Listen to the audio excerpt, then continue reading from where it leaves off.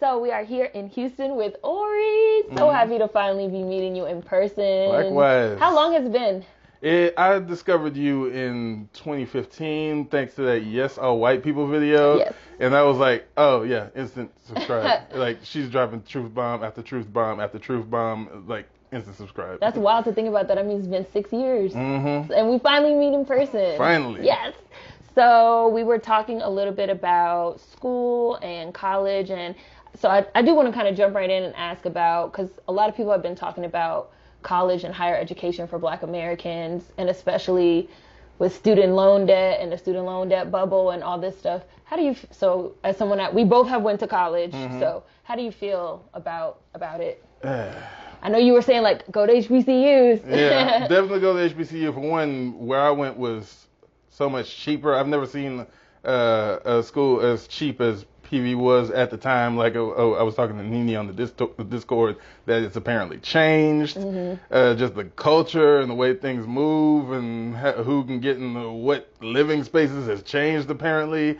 Prairie View, PV. Prairie View A&M University. Second oldest the second oldest school in Texas, the oldest being Texas A&M. Prairie View A&M was made because they wouldn't let us go to A&M. It was founded in 1876. And so I just know that for me at the time, it was very cheap. Also, I was kind of blessed because I had two things going for me. One, because there were three places I was going to go to, or let's say two. PV or U of H. And PV said, "Here, have this $26,500 scholarship." I was trying to apply for that scholarship, and I never found a way to do it. I just apparently just applying for the position and having my GPA. They said, "Here, have this." I'm like, I'm going to that one. And in addition to that, my dad was in the Army, so he had some leftover VA hours, the Hazelwood Act, and so that also added between the scholarship and that, I ended up being blessed enough to not have any student debt. Student loan debt. Yeah, student loan debt, and I was able to Lucky bypass you. all that. I was very lucky and very fortunate, and I wish everybody had it like that because financial aid for people who didn't was acting kind of iffy. It's like it was always a struggle to get your money. And so you had said that was basically like one of the happiest times of your life, and feeling the camaraderie and being around like-minded people. Exactly. So you feel like college is like important, I guess. When it comes to, especially for Black Americans, when it comes to and let me preface this with saying that this applies mainly to HBCUs. When it comes to PWIs, you can take it or leave it. But I went to a PWI, so we can compare, contrast, compare notes. HBCUs, when it comes to getting around a bunch of other Black people, if you've never had that experience, then it's very important. I think that's, or at least very useful. It can really change your perspective. At the time, I've always been subconsciously pro-black, even as a little kid. But I don't think I was consciously pro-black until I went to the HBCU, because I wasn't. At the time, I was debating on whether I was going to go there or U of H, PWI. Now, after I've been to an HBCU, I wouldn't go anywhere other than an HBCU. Yes. I love HBCUs. I love HBCU culture. Though, one thing is that they are starting to, a lot of HBCUs are starting to lose their majority Black status. Not PV though, but you know. Yeah. So, I'm from DC. So, to me, Howard was always, but I didn't want to go to Howard because I felt like Howard just seemed like home, like so familiar. Yeah, like I was already sort of going to Howard for everything. Like I was already going to Howard. Like I was already going to Howard homecoming from the time. Right, it was just nothing new for me. I was already going there from the time I was a teenager. Like I didn't want to stay home. I wanted to leave. You wanted to get the hell away. Yeah, I wanted to leave home, even though I love my city to death. It's a very small city. Everybody know each other. I know you're from. We're gonna put a pin in that. No. Okay. I'm not talking about that. I'm talking about when you said small. I was going in a completely different direction. When we talk about geographically, Houston is spread the fuck out, isn't it? Yeah, it's really huge. Like, I'm pretty sure we're going to like majorly populated cities with a million or close to it. The only one bigger in the U.S. is Jacksonville. Oh, wow, Jacksonville, really? Yeah. That's interesting. And in terms of geographically speaking. Yeah, like we've been driving around. We were eating last night, and yeah, you ain't walking nowhere. No. And the waitress was like, "Oh, what's been the biggest?" Because this is my first time in Houston. I've never been here before. So she was like, "Oh, what have you noticed? Like, what's been the most different?" And I was like, "It's a lot of highway. Like, it's a lot of highway and just highways everywhere." But yeah, so I wanted to leave DC. DC is like a small town. Everybody knows everybody. So I didn't want to go to Howard. I wanted something different. And I always wanted to live in New York. So I was just like, I'm going to go to school in New York. I'm going to go to school in New York. I'm going to go to school in New York. So I did end up going to a PWI, but I also kind of feel like I cheated a little bit and got an HBCU experience because several of my childhood friends went to HBCUs. One of my best friends from middle school went to Morehouse. And you had the click, so yeah, and you were HBCU adjacent. I was HBCU adjacent, yes. And one of my other really good friends from high school, she went to Spelman. So from the very beginning, I was in Atlanta. Like, I was in Atlanta. Like, yeah, you visiting Atlanta, you going to their parties, you going to their apartments and everything. I had people walk up to me and be like, "You go to Spelman, right? Like, I've seen you around campus." And I was like, "You probably have seen me around campus, but I do not go to your school." Like, people are like, "Oh, I seen you at homecoming." You did see me at homecoming 3 years in a row, but I am not a student. I am not a student at your school. I just be around. I just be around. Not even a student. You get voted the homecoming queen. People knew me because I knew everybody. And Atlanta's not even that far. Like, it's a 13-hour drive from DC. So, and it's a quick bus or train ride even from New York. So it was just nothing for me to go to Atlanta. Like, I was real familiar. And so even though I didn't actually attend an HBCU, I do feel like in a lot of ways you got the experience. I got an HBCU experience. I was tailgating. I was going to parties. You go all type of kickbacks. I was going to all the kickbacks, the house parties. I was out there. And so compared to my PWI experience, it's definitely it's just a completely different culture. But something I would say was kind of interesting about my PWI experience, though, was in my experience, even though it was a bit of a culture shock, and that was one of my first times being around Black people that were not Black Americans. But yet I felt like the fact that a lot of us were at a PWI, it made the Black population like stick together. Like, we was like, it's not that many of us, like, we gotta stick. We all we got. We all experiences in the same microaggressions, the same macroaggressions, the same racism. We gotta. Yes. Like, it's only 5 of us in this class, so we gotta sit next to each other. Like, when it comes to a group project, we doing the group project together. We going to do the group project together.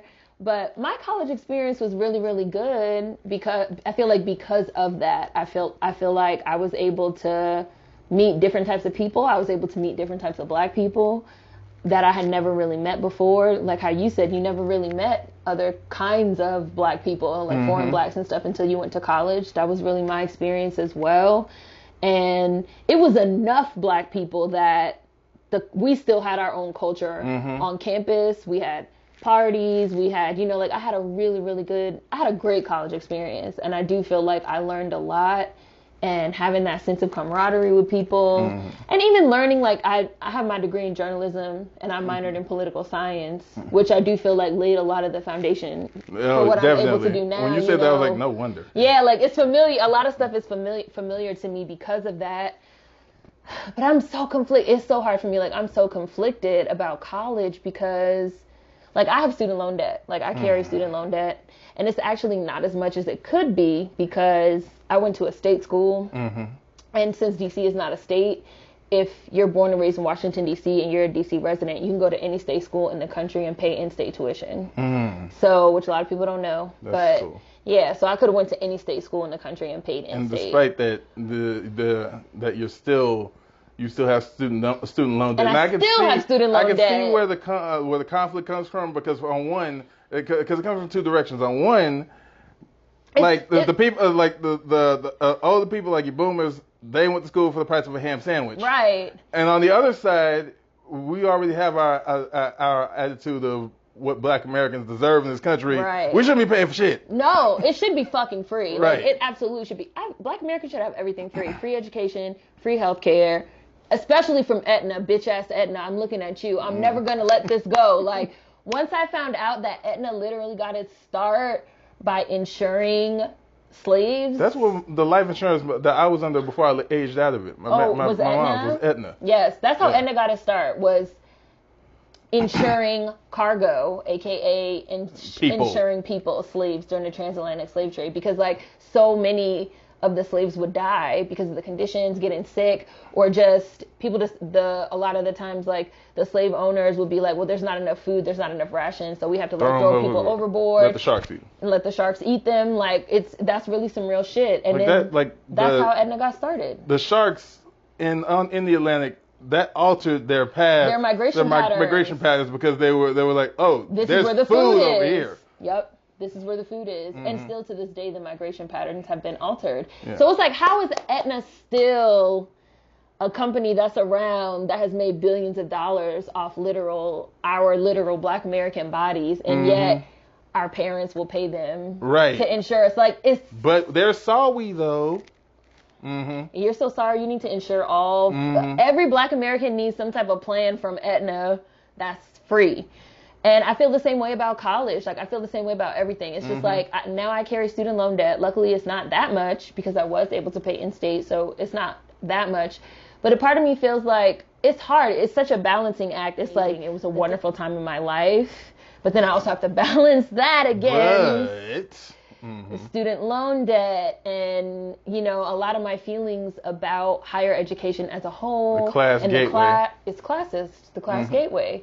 And Black Americans shouldn't even have to pay anything. Like, it's such a hard experience. It's not a hard experience, but it's just like it's a hard choice, I guess. It's like the country touts itself on being this land of opportunity in the way that, okay, yeah, we did you wrong in the past, but now it's over and you have an opportunity to get up. But then at every turn, it's like, we're charging you for this. Wall here. We're going to charge you for this. We're going to charge you for that. And each one costs an absorbent amount of money. And then the stuff that we create for ourselves, like the HBCUs, now they want to get up in there too. They want to be like, ooh, what's this? What's this? What's this? What's this about? What's this? What it's are like, these why do you fraternities? get your own thing? It's like, are you serious? Are you serious? We had to? It's like, where's our exclusive thing? Are you serious? It's like, you guys have a Black History Month, but we don't have a White History Month. It's like March through January. Is Come on. White History Month. I mean, in February too. Yeah, February too. I mean, if you really want, we can get into, we can make February White History Month. Let's talk about the legacy of slavery. Let's talk about BlerdCon. Let's talk about BlerdCon. Because I feel like this is kind of like leading into the BlerdCon thing, because we talked about that briefly. So BlerdCon is held in Arlington, Virginia. I've never been to it, but... Oh, there's another Arlington. Okay. Yes. Is there one in Texas? Dallas. It's like you know, Dallas and Fort Worth are right next to each other. In between Dallas and Fort Worth is Arlington. Is Arlington? Oh, yeah. Well, there's an Arlington in Virginia. That's the only Arlington In fact, that's where the Texas Rangers play. Oh, that's where the Cowboy Stadium is? The Cowboy Stadium, the Texas Rangers baseball team, all that stuff. They usually have that stuff in Arlington, from what I know. I've never actually been to Dallas, but from what I've read, I know. Well, Arlington, Virginia is Nova, it's North Virginia, North VA. And 4 years ago, I want to say 2017, they launched something called BlerdCon, which is obviously Black Nerd Convention. I've heard of BlerdCon, but I've never actually heard enough about it, anything that's popped off for me to really pay attention. Right. So they had it this past weekend, even though that's going to be a while ago by the time people watch this, but they had it this past weekend, and people got like really up in arms because obviously they did a prize for best cosplay, and the winner was a white girl. The winner was like... What was her cosplay? I'm just curious. I don't know what it was. I looked at the pictures and I didn't know what it was, but a lot of people were complaining because number one, they were like, the whole point of it is black nerds, Right. blurs, like. And like, then it was like a lot of the people involved, the judges, kind of like double down on ignorance, and they were like, even though it's BlurredCon, that doesn't mean that other people, can't attend. There's a difference between attending participate. and being the winner. The winner. It's like, okay, yeah, you can be here, but, know your place. Know your fucking place. You know your fucking place.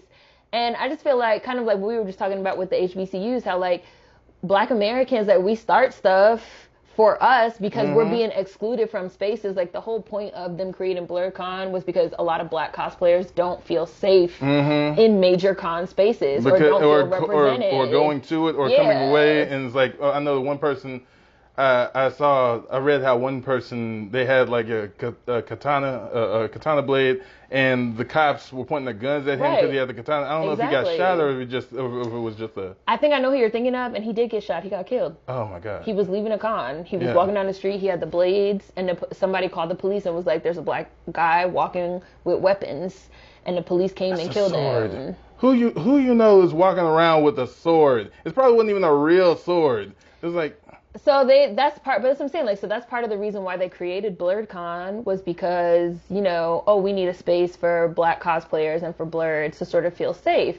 And so then you have like, a few years that it's going along nice. Now and it's other getting people want to come in. Now it's getting that publicity, and as you know, just with... And here come the whites. Sniffing. Gentrification. What's that? Right. The gentrification. It's like, this thing has black people. Black people are exciting. Black people are counterculture. Counterculture is cool. Let's go to that. And the white girl ended up winning first place, and there was like prizes involved. I think there might have even been a monetary prize involved. And people rightfully got upset. Like they got upset. Like what the fuck? That's some black person's potential come up. Right. And it's just like, and why? And it's like white people have access to every space. Like they have access to every space. It's like they have their own stuff, keep us out of it, and then we make our own, and they have access to that too. And then, like, again, like, a lot of the judges and people that were involved in the con were just like, well, we don't believe in excluding people, and we don't want to keep people out because we feel like that would make us just as bad as the white people. What are power dynamics? I've never heard of that before. I just think that there's a lot of, I don't know, like people, well, number one, I think that people love white validation. Deep down, they like it. White people love it, and then you know it's good. Yes, like deep down, they like it that now the whites are starting to come to BlurredCon. We have value now. Exactly. Oh my God. Exactly. So I think that there's a lot of that's involved. I think that that's also something that we're seeing with the HBCUs. Like when white people go to HBCUs and they pledge. It gives it legitimate. They feel like it gives a legitimacy. Like, oh, now we got a white boy pledging. Now we got a white girl pledging, and those be the videos that go viral on social media. Oh, everybody, let's go. Look at this white boy stepping. Oh, look at this white boy stepping. Oh, go white boy. There's a million step show videos on YouTube, but one white person does it, and suddenly it matters. It got 7 million views and shit. Right. Like that. OMG, Becky can. Yes, like it's a problem. Like it's a problem. Or OMG, Chet can.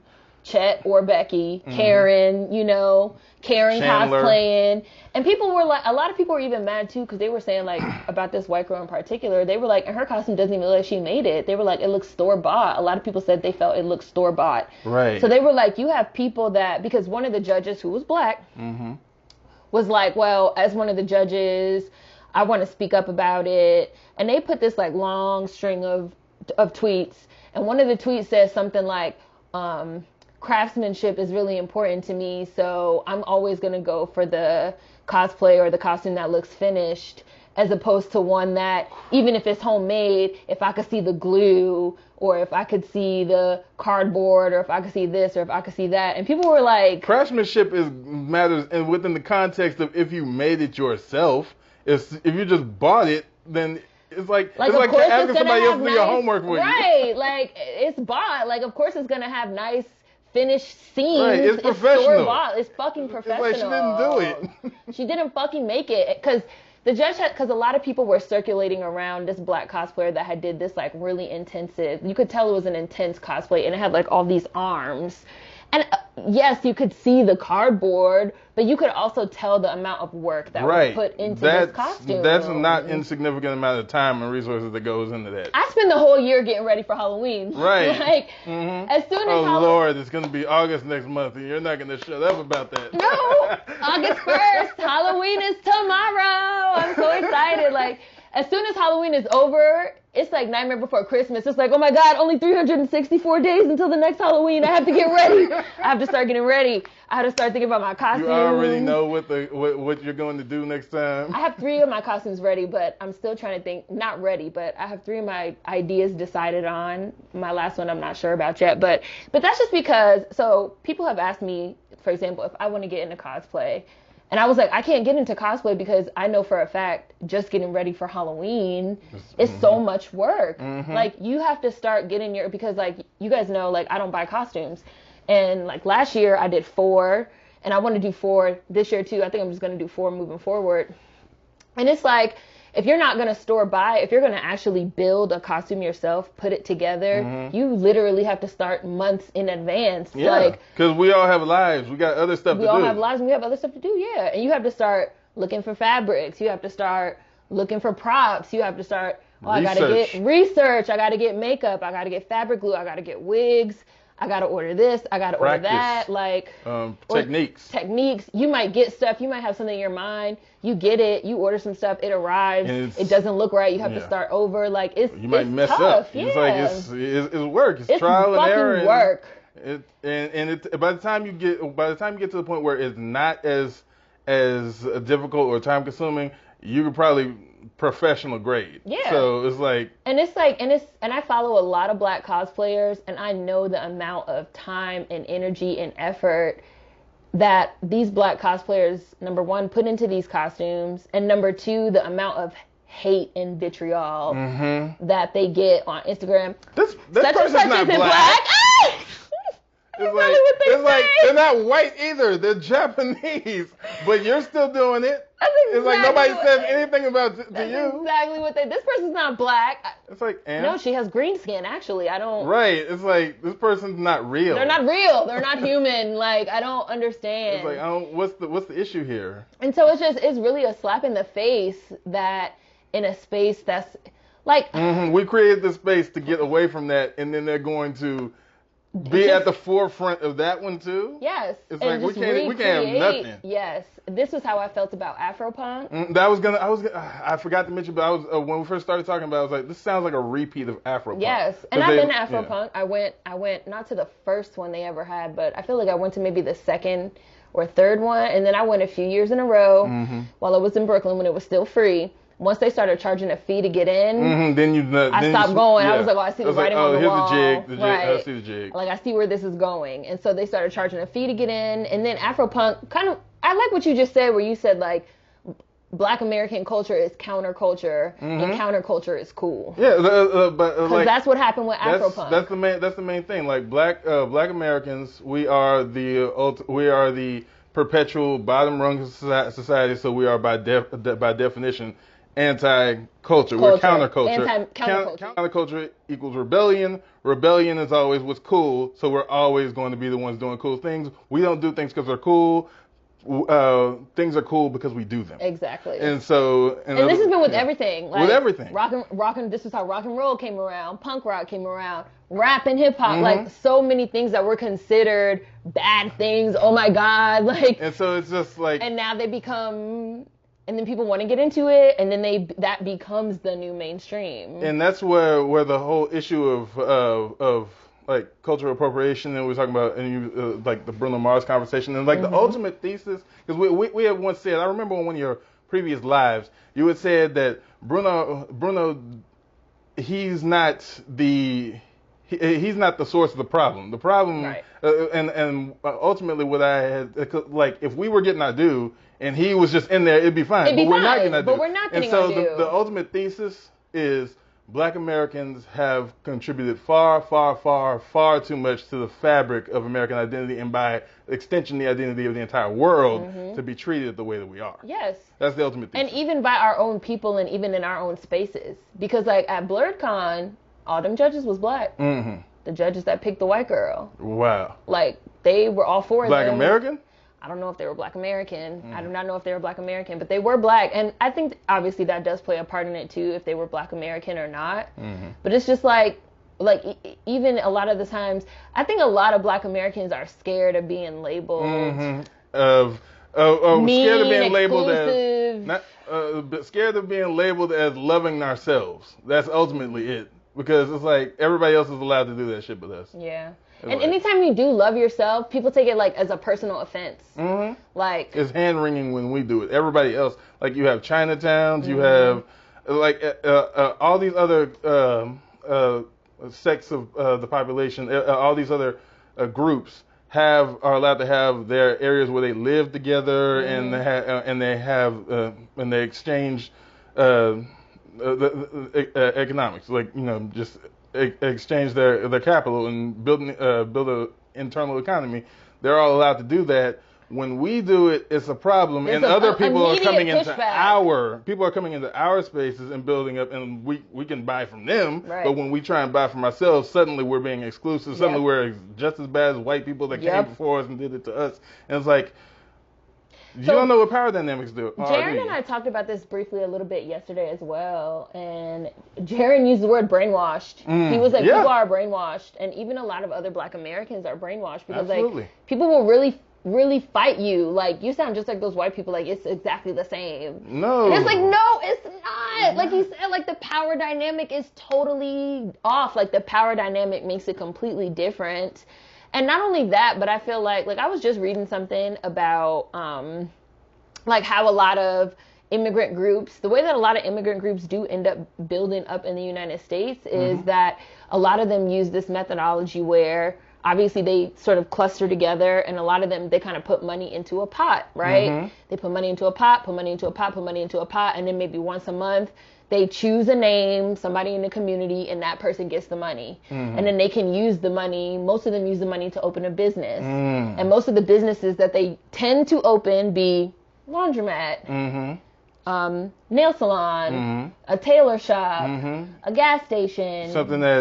Something that is like essential to the community. Something that people are going to need to use. It's always going to be a service that's in demand. It's always going to be there. It's always going to make money. It's going to be stable. Right. Something that becomes part of the infrastructure of the community. Even if they themselves don't even live in the community, that's how it works. And you know what? When I was reading about it, it reminded me of Motown because when I went to Detroit and I did the Motown tour, unfortunately you can't film in there, but when I did it, they talked about the way that Motown actually got off the ground was that Berry Gordy and his family, the Gordy family, they basically did a similar type of thing. The whole family, like the whole extended family in Detroit, but even all throughout the Midwest, every month, everybody in the family put money into a pot, even if it was just $1, $5, couple quarters, however much they could give, they put money into the pot. And then once a month, they would use that money, they would pick a name of somebody in the family, and they would use that money to start a business. So like the Gordy family had a printing business. They had a construction business. And then one time Berry Gordy was like, okay, it was like his turn to get the money. And he used the money to start Motown. He used the money to start a record business. And they changed American history. And changed American history. And he was like, and they said this on the tour, that he was like, I see all these little Black kids in my neighborhood in Detroit, and they have so much talent. And in the Midwest, I see little Stevie Wonder over there. I see little Smokey Robinson over there. I see little Diana Ross over there. I see the Jacksons over there in Gary, Indiana.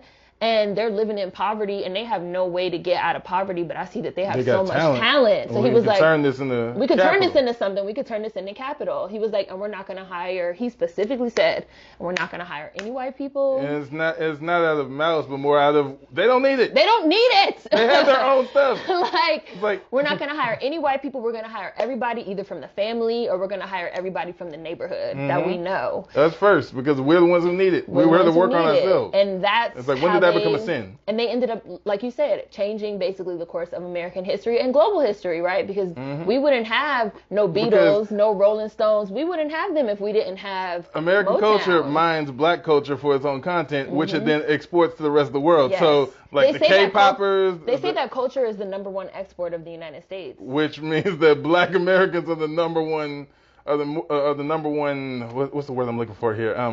The export, the product, I didn't want the chattel. That sounds too dehumanizing. So I was. That's how it's treated. That's what I was going to say, but it sounds too the dehumanizing. But so I was going to go for something slightly less than. Oh, you're trying to be nice. Okay. Like be nice. Like we're not the product of Amazon. We're more like the workers that get mistreated by Amazon. Is that nicer?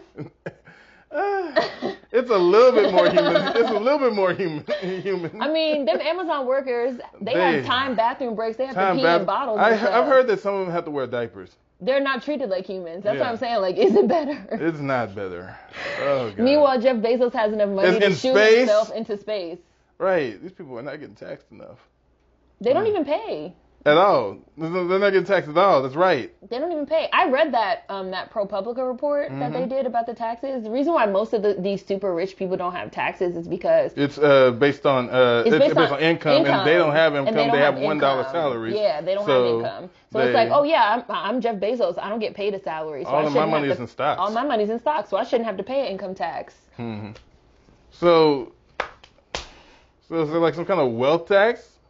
There should be. Well, I want a motherfucking wealth tax. But when you say you want a wealth tax, people come jump out the trash can.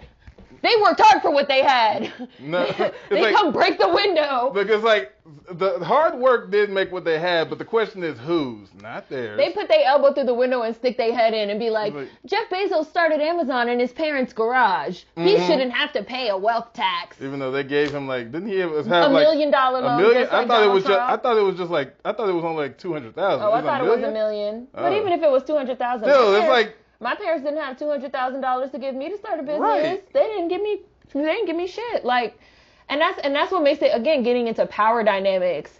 That's also what makes it so frustrating when people want to argue with you about white people and about race and about capital and even about other ethnicities. And that YouTube video where you have the people and the white guys and the black guys all on the track, and then you've seen this video where the gun starts and then the white people take off, the black people stay where they are, and then the gun shoots off again after like the white people had gotten a whole lap on. Then the black people start running, and the white people's lane is clear. The black people's lane got all these type of obstacles. There's a pit at one point.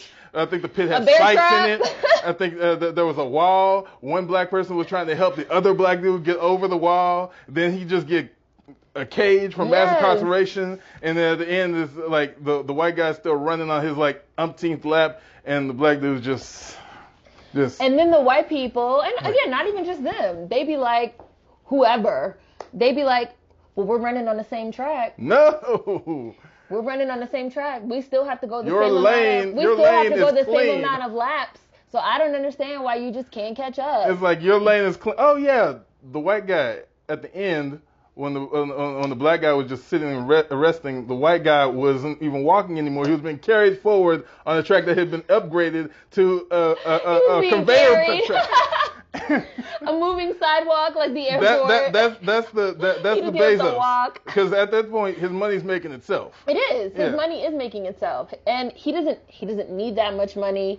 And his money is making itself. Like I really think of like Jeff Bezos as like a modern day slave master. Like.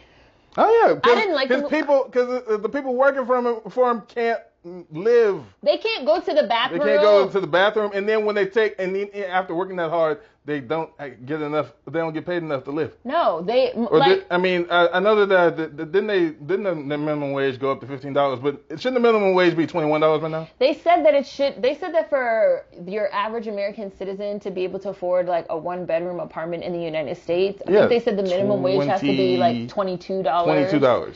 The minimum wage has to be at least $22 an hour. Mm-hmm. So we're like still so far under where we need to be. And we're still talking about getting it off of $7.50.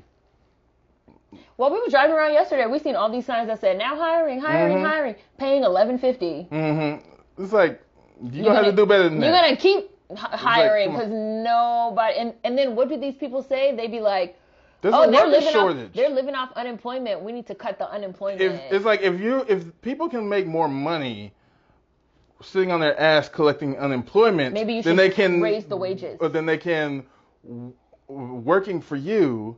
What does that tell you? You're not paying them enough. No, they say no. We need to cut unemployment so they could come back and be slaves for us. And they're still fucking homeless. Literally, Amazon signs people up to go stay in RV camps and live in tents and shit like that. So they like, you know you're not paying people enough because you know that the vast majority of your workers are unhoused. Wait. You don't give a fuck. Slavery. I don't know if this was if this was with our group where we discussed this or something else that I watched. We discussed it in Discord. So. I'm talking about where the business model, or the business model of Amazon depends on people getting hurt, and so that because it's cheaper to just go ahead and we discussed this in Discord. Because people are becoming concerned that Amazon is running out of workers. Mm-hmm. They have a turnover rate of 1 to 2 million people, because that's part of the business model. It depends on the turnover rate. And that's part of why it depends on the turnover rate, because Jeff Bezos doesn't want people to be employees. Right, and he don't want to stay employees long enough to climb up the ladder. Yes, he wants them to leave. Right, so make it so hard to work that they either quit or get fired. Either way, they're not long enough to matriculate. Yes, to get up the ladder, or to get into management positions, or to get into positions where they're paid more money. Right. Or to get into positions where they can start to unionize. Mm-hmm. That one dude that tried to organize a union, he said something like he had been at Amazon for 5 years or something like that. And as soon as he started trying to organize people, they fired him.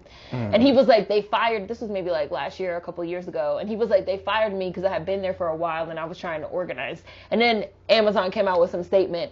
No, he was fired for blah-de-da-de-da. It was a bullshit reason. That made it seem like it was his fault, but really it was he was getting in too good of a spot. And I know people that work for Amazon. I know people that work in Amazon warehouses.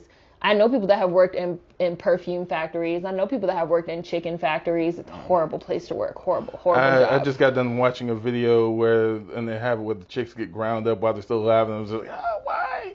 And it's just and people really think, but we all supposed to look at Jeff Bezos shooting himself into space and think that shit is so cool. It's great. We're all supposed to aspire to be that, even though we're never going to be. Even though we're literally never going to be. And it's not sustainable. There's going to be somebody in the YouTube comments not with that attitude, you're not. I was you're not either, dumbass. It's impossible. And all this is built on the backs of Black Americans primarily, and people love to say it's a class thing, it's not a race thing. Mm-hmm. They're inextricably intertwined. Who are the poorest people in the United States? It's it doesn't need to be racist at this point, because there was racist for so long that it can be racist just by being classist. Right. The systemic nature of the way that everything has gone down has made Black Americans a permanent underclass in a lot of ways. Obviously, there are exceptions, which people love to say. They're going to say, okay, so just because Beyonce exists, now everything is different. What do you mean racism and classism? Just because Barack Obama, who's not even a Black American, biracial Kenyan American, right? Biracial Kenyan American. His American side is white. White bitch from Kansas. Just because a biracial man became president, now everything since 1619 is fixed now. It's fixed. It's all good now. Yeah. It's frustrating. It's really, really frustrating, and it can just feel like people are. I don't know if people are stuck in their ways, if they're stuck in a rut. I think it's how on one of your rant videos on Thursday Lives, where you just said a lot of people just ain't about it. They're complacent, and they just don't.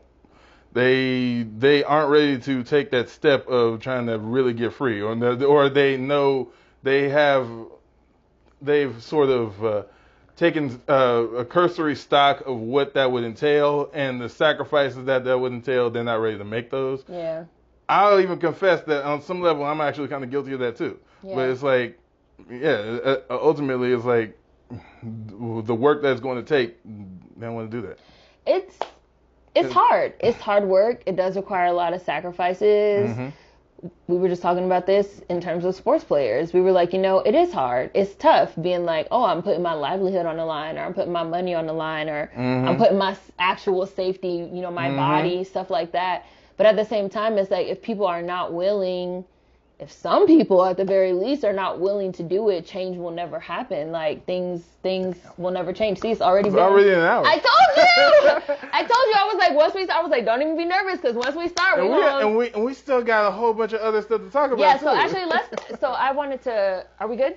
So I did want to talk about growing up. You said you grew up kind of in a rural area, and it was interesting to me that you said you kind of like subconsciously been pro-black. Was that something you feel like you got from your family or your upbringing? Well, for one, my family was definitely instrumental. My parents, because everybody in the family has the people in the extended family are not even that much extended.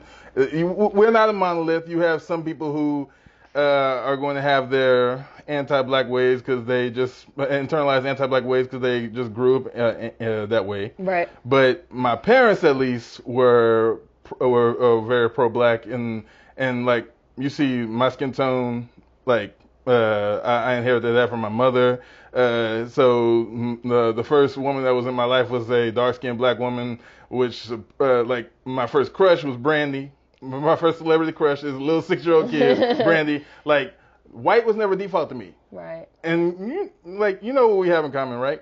Only children. It's all about us. Oh, I didn't know you were only child. Yeah, I'm an only child. Yeah, only child connection. So it's like, so you already know. It's all about me. Yes. I'm default. Yes. I'm number one. This my world. is number one. I don't care what's going on over there. Mm-hmm. This is number one. So I was pro-black because I was black, and my parents, of course, anytime that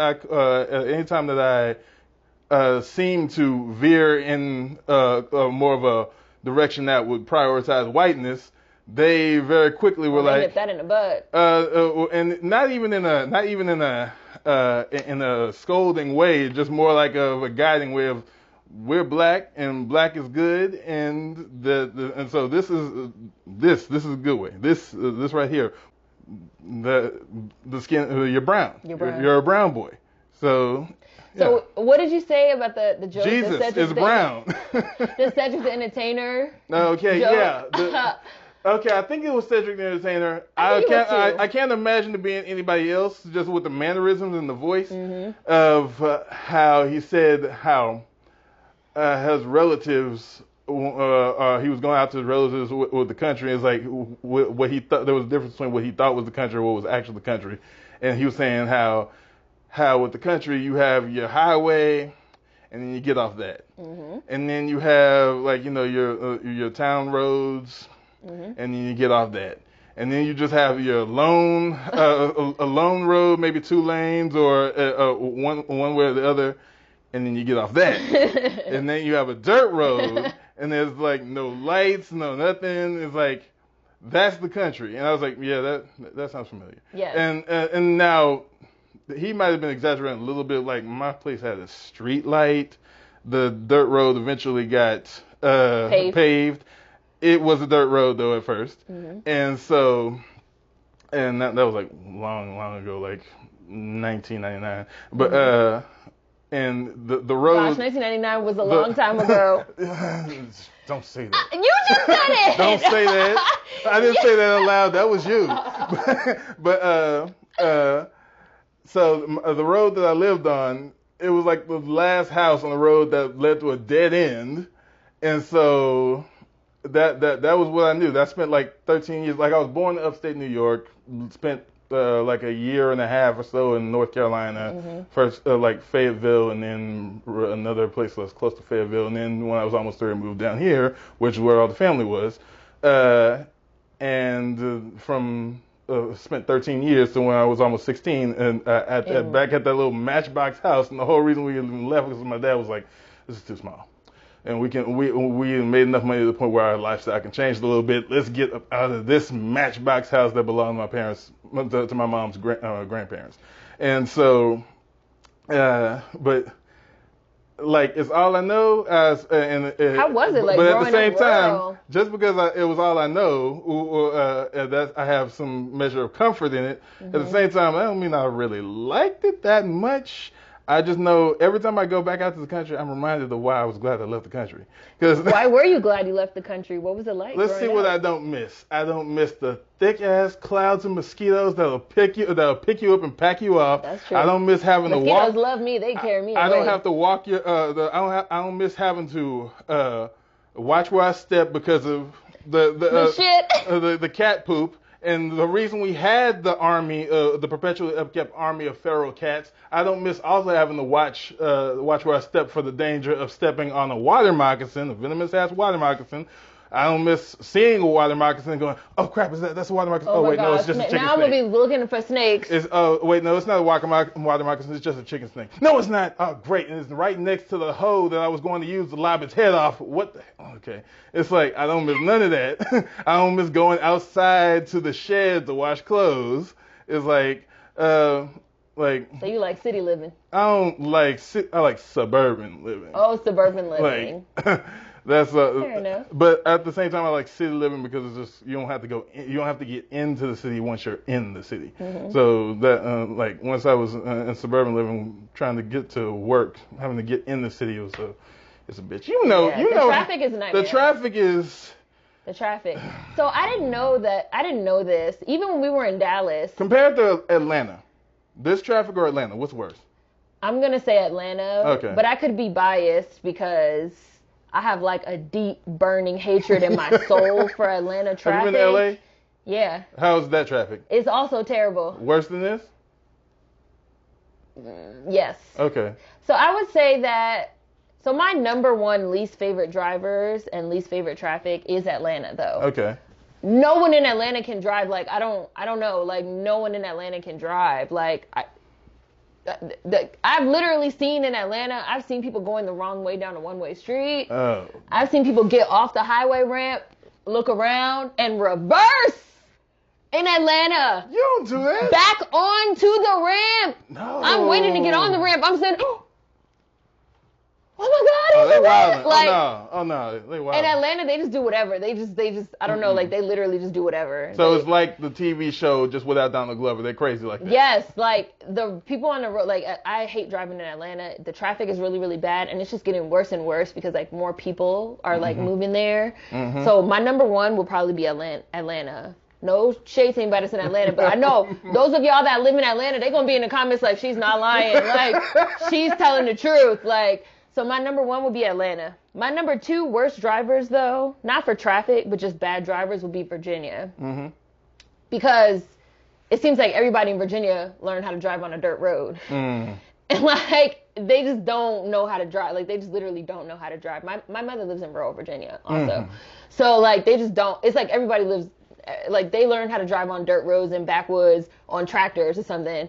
And so they be in their cars driving exactly the same, just like it's a video game. So Virginia drivers are terrible. You were mentioning something else before I cut you off. Sorry about that. What were you going to say? Well, now I'm going down my traffic list. So okay, yeah. We'll get back to that. Okay. LA just has terrible traffic all hours of the day and night. Oh, okay. It could be 3 o'clock in the morning and you will be sitting in traffic. Here 10 o'clock or 9 o'clock it's going to have cleared out. No, it's traffic all hours of the day and night in LA. It's traffic all hours of the day and night in Miami. Oh. Because it's just, I don't know, and even in New York, I'd say LA, Miami, and New York is 24 hour. Those are like 24-hour cities, I guess. Never sleep cities. Okay. Yeah, never sleep cities. So the traffic is just terrible. And especially, like, I hate Hollywood in LA. I feel like Hollywood is worse than Times Square in New York. It's just like traffic, people, pedestrians, tourists. It's a lot of clubs, people in the road. It's just, I feel like I'm going to run somebody over. Like, I just can't deal with it. And then DC is really, really small in terms of the circumference of the city. Like, I always tell people this and they're always surprised. Like, DC is smaller than Brooklyn.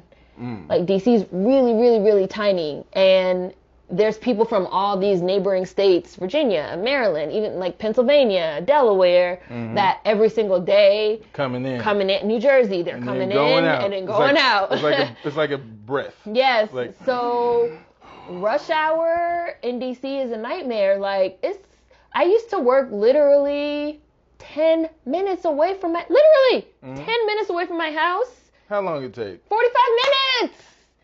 You go. I used to be like, I can get on my car and walk. You can walk.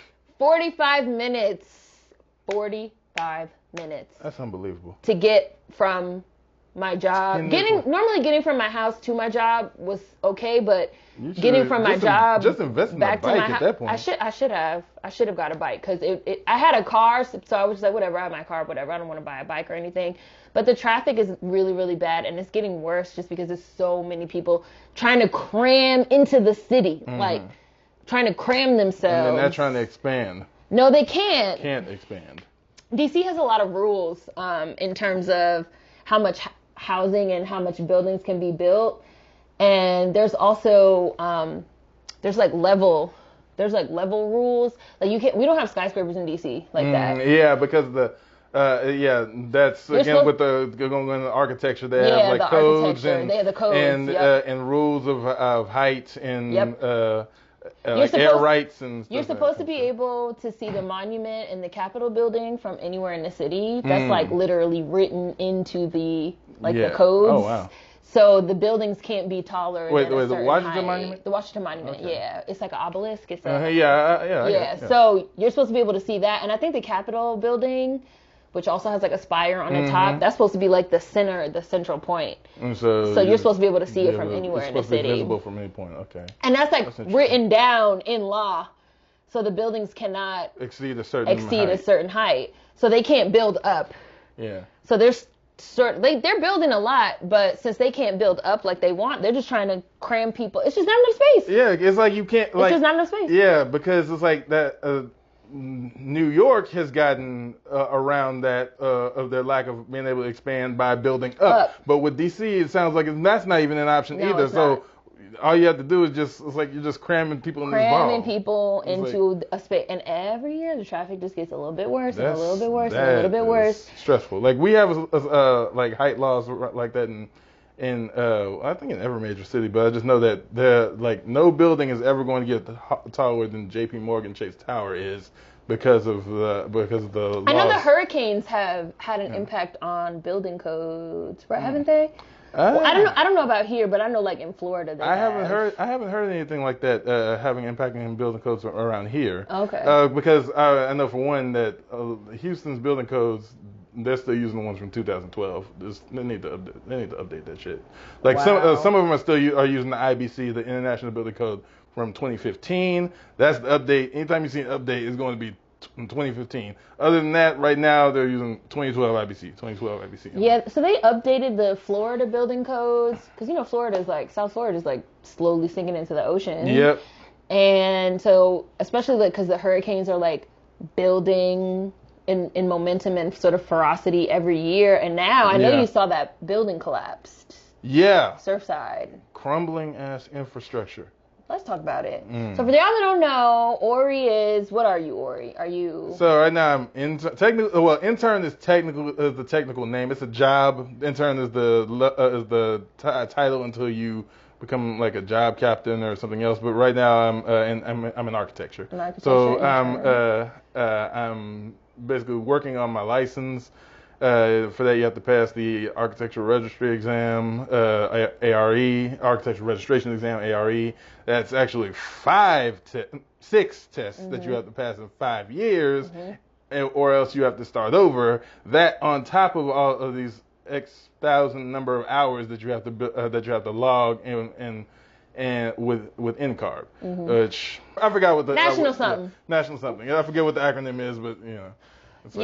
So I know my subscribers are tired of hearing me scream about infrastructure. But because I'd be like, infrastructure! And we really have crumbling infrastructure. And the buildings in the first place, like they could stand to be better built. Like my auntie, she's already once gotten the current house she has now. She bought and fixed up. And the whole reason that she wanted that house is because it's one of those old houses that's built like extra sturdy, like the walls are real solid, the floor is real solid. When flooded during Harvey, ain't nothing happened to that house because it was just real solid. And she's even doing that with another one that she again drafted me to do some work on it and go to the go talk to the permitter because apparently for one reason or another, now you're the end. Now you're the source. I have a better time than she does or whatever. And I feel like these new bills that they're throwing up. These new buildings they made out of bubble gum and paper clips. So your general wall is going to be your wall is going to have this is just it's just wood siding on the other side of this, right? I think so. Yeah. So under that you're going to have like your substrate. You go after the substrate, you're going to have just your stud with the insulation. The stud's probably going to be like 3 5/8 inches, which we're just going to call 4 inches, and then you're going to have, let's see. I forgot about the weather barrier, which itself is no kind of thickness. And then on the other side of the stud, you're just gonna have the gypsum board. This. Don't put a hole in the wall now. No, don't worry. But I said we're checking out tomorrow. Like, don't put a hole in the wall. It's like just the gypsum wall board, which should be 5/8 inches. So these are like thin walls. A lot of, for the most part, if outside of having fiberglass insulation. Other than that, it's like they're hollow because you got the studs that are like 16 inches apart on center.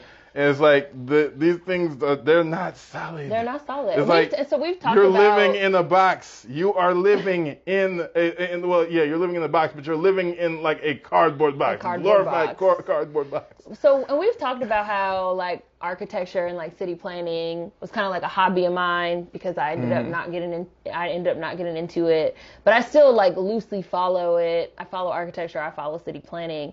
And I studied a little bit of architecture and city planning in college. I didn't like major in it or anything, but I took several classes. And so I've also lived in South Florida. So seeing that when the building collapsed, I was just like, number one, South Florida's sinking into the ocean. Like anybody that's watching this, like please leave South Florida. And you're like, I could have been in that building. Right, it's scary. How many other buildings are like this? How many other buildings are like that where I was in? How many other buildings in fucking Miami are like that I was in? Because everything there is like really, really old. That shit was like thrown up really fast in the 70s and the 80s by these primarily white contractors that was sniffing cocaine. And it was just like, let's just throw up a building. Like, I don't give a fuck. Let's do it, guys. And I also feel like, and especially in Black American communities, no care really is given. Like, no care really is given to the buildings. And this has been something historic, right? Like, no care has been given to the buildings. No care has been given to the infrastructure. No care has been given to the building materials. Y'all know I'm about to bring this up. The motherfucking sinkhole that opened up in New York, the fucking sidewalk. Did you see that? We were talking about it in Discord. When did this? Cause, this was like a few months ago. So the sidewalk literally... with my job, I don't have... you see that? It says you be working. It says that I'm on Discord. But I'm not actually on Discord. On. It's like, you just have it open. I have it open on my computer, which I'm not even at. It's at my house. I'm working late ass hours at my office. So it's just on. Well, this sidewalk collapsed, and this black dude that was waiting for the bus. Oh, we were talking about fell this. In the Is this hole, with the rats? And he got covered in rats. Oh. And he got covered in rats. And they couldn't even figure out how to get him out for hours because he fell like several feet. I think it said he fell like 6 feet or 8 feet down. And he was like, I couldn't even move. I couldn't even scream because he was like, yeah, because if you open your mouth, the rat's gonna get in my mouth. He was like, I couldn't even. I just had to like wait, and they ended up having to send the firefighters down to get him. And my first thought was like, yeah, that's because we have crumbling infrastructure. Like in New York, it turns out that like to build the subways, they basically dug these like big underground tunnels, these like caves.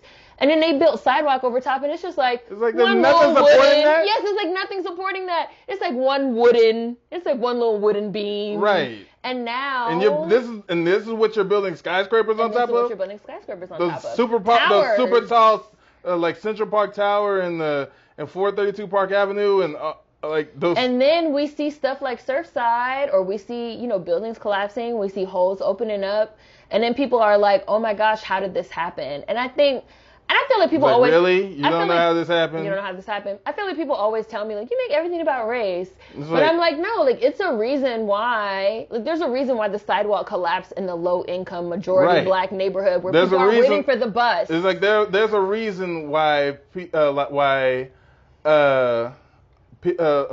black people... Or where the area where all the black people live is also the area where all the people are getting cancer because it's right next to like a refinery or some shit. And it's like Chadwick Boseman. So that we were talking about like New York. There was a guy an architect and a city planner. You probably heard of him. His name is Robert Moses. I was just reading about this. You just now found out about that? No. I knew about him, but I'm saying I was just reading about him because I was looking at Jane Jacobs' book, The Life and Death of American Cities, where she went in on this motherfucker. Where he was the city planner, and he was basically, he made it to where certain areas were inaccessible to buses and therefore inaccessible to the people who ride buses. Yep. In other words, non-whites, Black Americans. So that undesirables couldn't go in certain places. And this was why I actually wanted to. So this was actually my inspiration originally for why I wanted to get into city planning. I didn't super want to be an architect, but I wanted to get into city planning for a long time because once I started taking classes on architecture and city planning, like racism and race and anti-blackness and anti-Black American sentiment is in everything. It's in the DNA of the country. Yes, and it's everything in our in literal infrastructure. So how is it not going to be about race when it's in the DNA of everything that we do? There's going to be a racial element there. So when I was getting into city planning, you not wanting to see that doesn't make it not true. I found out that that's also why, for example, in DC, we have Georgetown, which is one of the historic areas. It's a really old neighborhood, super rich, super upscale. This is where mostly white people live. There's no train there. There's original cobblestones there from 1700s, 1600s, something like that. And every time that they've tried to put a train in, the white rich ass residents have always threw a fit. They throw a fit. They also throw money at efforts to get it canceled and shut down. There's only one bus that goes in there. There's one bus line that goes in there, and there's no train. And the reason why is because they want to keep the Black Americans out. They want to keep the Black Americans out. My very first job when I was 14 was scooping ice cream at Haagen-Dazs in Georgetown, and I had to literally take 3 buses to get there. I had to take a bus to a bus to a bus because only one bus actually goes into the neighborhood, and it's a very limited path. I had to get off and walk, and there's no train. And they do that on purpose. The city planning is deliberately done on purpose in a racist, anti-Black way, and it's historically been this way. Even if you look back, which we've talked about a bit as well, even if you look back into, obviously we all know nowadays about redlining, but even if you look into the ways that they fucking decided in the 1950s and 60s to construct these highways. We're coming out with we're coming out with cars and Ford and the American dream and da-da-da-da-da. And what did they do? They demolished Black American neighborhoods. To put a fucking highway. High on the Hog, episode 2. Yes. And honestly, being in Houston and seeing all these highways everywhere, I cannot help but think about it. Oh, yeah. And it's I think there was a book or some kind of article that compiled a list of maps that showed the highway now superimposed over the Black neighborhood that used to be there, and there was a compilation of these maps. I don't know if you're familiar with it or if you've seen it before. I've listened to it. I'm gonna do a video on this. If you've seen it, send it my way because I don't remember what it's called or where to find it. But I was like, wow. Yeah. Literally, the path that the highways take. People think the highways they just randomly wind and go. No, they deliberately. That was by design. It was by design. The city planners, like Robert Moses, the city planners of the white male city planners of the 50s and 60s, they deliberately picked the Black American neighborhoods on we're going to demolish this neighborhood and we're going to build a highway through it and we're going to call it urban renewal projects. And that's shit that we're still seeing to this day. Gentrification and shit is not new. None of this shit is new. Right, it's colonization.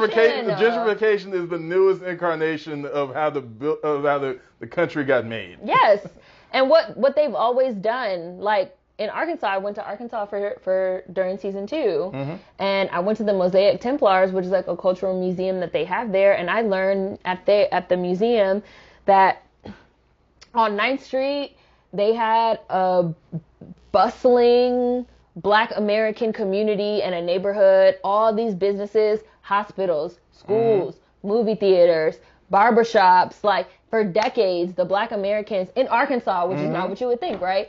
The Black Americans in Little Rock, Arkansas were thriving on 9th Street. They called it the Harlem of the West. Because it was just like, it's like you wouldn't think it being in Arkansas, just like you wouldn't think it being somewhere like Tulsa, Oklahoma. Right. But we've always been in these places. And then what happened? The white city planners said, we're going to put a highway through here. Yeah.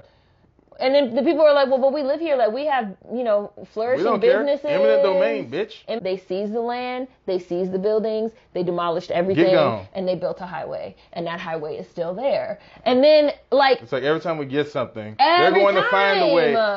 Okay, so the race massacres went out of style. The lynchings went out of style. Okay, so now we're going to use the infrastructure. We're going to use the infrastructure to keep you from being able to build up anything. And then we're going to blame you for not having shit. Yep, and we're going to call it an urban renewal project. We're going to say, oh, it's for your own good. Lake Lanier in Georgia. Lake Lanier was a flooded Black American community. Oh yeah, I saw that video. Maybe it was posted in Discord in the first place. Yeah. I think I discovered this by myself. I think it was Betty Bowers. Her homes, businesses, all these different places underwater. All these lakes. They're just lakes. Yep, they flooded. They're flooded Black towns. Flooded Black towns that were deliberately flooded. Just to make a scene. We need a way to get water. We need a way to get power. We need to create these dams. That's infrastructure, right? American infrastructure. We need to improve our American infrastructure. And like you just said, Jim Crow went out of style. Lynchings went out of style. They couldn't do that anymore in the 50s and especially the 60s because of the Civil Rights Act. So they found ways to legally utilize the infrastructure against us. Well, we need a lake, so we're just going to flood. And we can't work with what's already there, like, the indigenous peoples. We can't do that. We have an ulterior motive here we're to displace some people and keep them on the bottom rung. Yep. So we're going to terraform instead. We're going to terraform is a good word. And we're going to change the landscape and alter it in a way that destroys what we need to destroy. Mm-hmm. And then, then in 2021, and say it's organic. Mm-hmm. And then in 2021, be like, well, why ain't the niggas doing shit? Right. It's like, do you remember how many times have we done some shit? How many times have we built something up? And how many times have we had something that then was either confiscated or destroyed or it's so frustrating because then you think about the efforts that you're trying to make of building something up. I guess the real question becomes, how do you combat that when it inevitably is time to do that again? And in addition to that, there's also in one of the Bees Bakes, my biggest fear, personally, is because of my profession is becoming an agent of that system. Yeah, you have of gentrification because the stuff that we do. I've worked on schools before. Who are those schools for? I've worked on multifamily homes. What kind of homes are those? Are those low-income houses? Because low-income houses probably aren't going to be flashy, or not going to be the kind of stuff that you get into the profession to design. If you're doing that, then it's going to be for rich white people.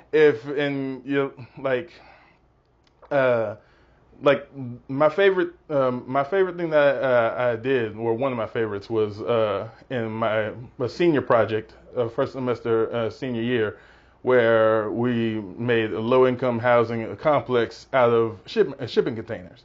That's something I've pretty heard common. About this. It's common. You probably would have heard of it before. And that seemed that was a cool project, but I was like, what's the odds that I'm going to be able to that I'm doing that in real life when I get into the actual business and I'm working on strip centers or big box stores for like a Skechers or like a Burlington or something like that, or even now working on smaller scale stuff like gelato shops or something like that. Like, who is the clientele for that? And what is getting pushed out the way, or what destruction is getting done for that development? Because that's something that I may not have have control over, but I'm still a component to it because I'm the one who's drawing the lines. Right. So I did want to say in response to that. So I have heard. So I've heard, and I've been reading some stuff. I'm gonna send you some stuff. So I've heard that kind of like quote unquote ethical architecture or more sustainable architecture and design.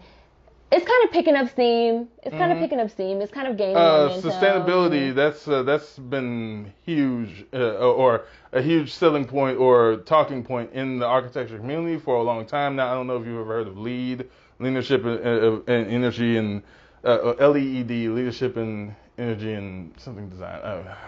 It's like leadership in leadership. Leadership. Oh yeah, there's two E's. Energy and environmental design. Yeah, that's leadership it. and energy and environmental design. And you have the different tiers. Yes. Like you have your LEED silver and LEED gold and LEED platinum. But my thing about sustainability, and I also talked about this. It's expensive as hell though. It is expensive. And I've also talked about this with Katie. Shout out to Katie, Ethical Style Journal.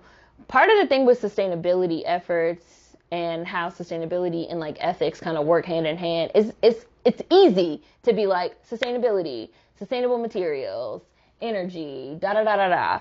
But it's harder to look at the ethical side of sustainability. The ethical side of sustainability in terms of communities, in terms of neighborhoods. Like if you fucking demolish a Black American neighborhood and you build a green building, sure, your building is sustainable. But you've displaced all of these people. So, what are the ethics? Yeah. You know, that's why I said ethical agriculture.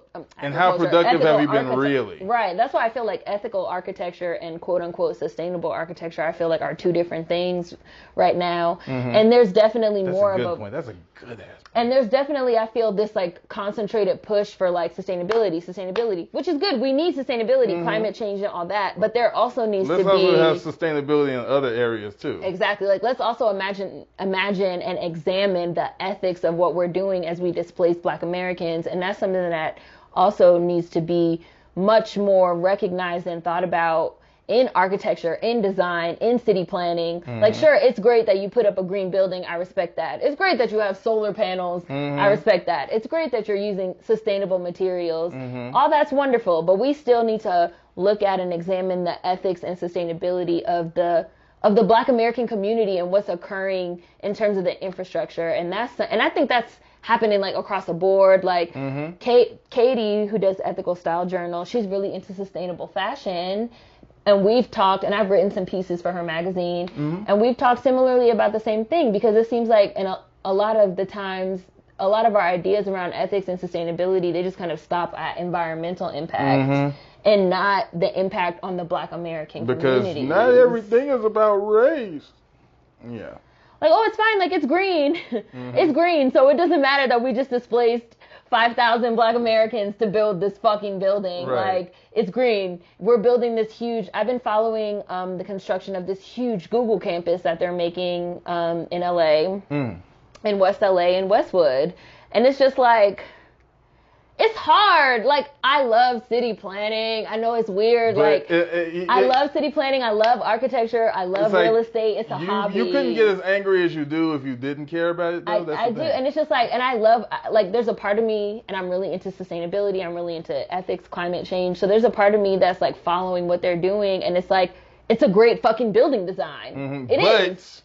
But you're building in a neighborhood that has, like, a huge homelessness crisis, and the majority of those unhoused people are Black Americans. So like, I can't put that to the side to be like, your green building is so fucking amazing. And that's what soured it a lot for me. And when it comes to because I wasn't thinking about any of this when I was 18 and picking what I was going to do for the rest of my life, picking the field. I was just thinking, I want to make cool buildings. When I'm riding through downtown and I'm looking at all these huge buildings, I'm thinking about what if I was the person who was making those. My dad asked me, "What can you imagine if you were the person who was doing that? If you went to school and you applied yourself, you could do that." So that's what I did. And now I'm thinking, now I've hit the real world, and I've also kind of become more conscious in how I occupy the world, the space I feel, how I move through it, and what effect I'm having on the rest of the world. And so is it just hypocrisy? And city planning and architecture, I wouldn't say it's hypocrisy, I don't know. Maybe some people would say that it is. On one hand, it's like, because on one hand I could be doing something else, but on the other hand, it's like, it's a job. You got to work. Yeah. You got to work. It's hard. It's really hard as somebody that, like, I love a great building. I love building design, you know, and I love that people are pushing for more green space, more environmentally friendly, and thinking about that kind of stuff, because we have to think about that kind of stuff. But I just think that a lot of our talks around sustainability and ethics and green and climate change and all of that, it definitely needs to expand. Yeah, it really centers whiteness. Yes, it really fucking centers whiteness. Like, I'm also... For no other reason, just having the capital to afford the stuff in the first place. Yes, like, solar panels are fucking expensive. Yeah. Like, they're so expensive. Like... But it's also like, very expensive. Right, it's so expensive. How accessible is this right. for people? And then when you take into consideration, again, like what you were just saying about, like, environmental pollution, like, Black Americans are most likely to be unhoused. We're most likely to live near highways. We're most likely to live near factories. We're most likely to live near power plants. We're most likely to live near contaminated water sources. Like, all these things. And then people be like, well, we're going to build these, like, greenhouses. Like, it's hard. Like, it's so hard, because you'd be like, well, Black Americans need this shit the most, but this shit is so fucking expensive, and we can't fucking afford it. People are like, well, but it's green, so and it's fine. like, it could be very simple to afford certain things if the effort was made to make those things more affordable. And available and accessible. Right, but that's not in the best interest of certain people who want and money that they don't capitalism. need. Because capitalism ruins everything. Capitalism ruins everything. And even in a lot of ways, ethics and sustainability is becoming almost like a new class. Like a new class tier or a new class consciousness. Becoming? It kind of feels like it's been for a while. No, it is. You're right. It is. Like, I have the money. Like, I have the money for solar panels, or I have the money for green space. I have the money, you know. I'm also very into agriculture and urban agriculture. I've studied a lot of urban agriculture, and it's the same thing. Like, you need so much money. Like, you need so much money to farm, to get started, to get invested, even to start a community garden. And there's been huge issues with, like, Black Americans starting community gardens in disenfranchised neighborhoods. And then here comes the city with eminent domain, and they snatch the land back. Yep. And they tear your stuff down. Yes. You got to go somewhere and start over. And it's like repeated process of, like... But it's your fault, though. But it's your fault. But it's y'all fault because y'all don't want to do anything. So, yeah, we can go ahead and wrap up there because I know we're running out of time. So, we can end there.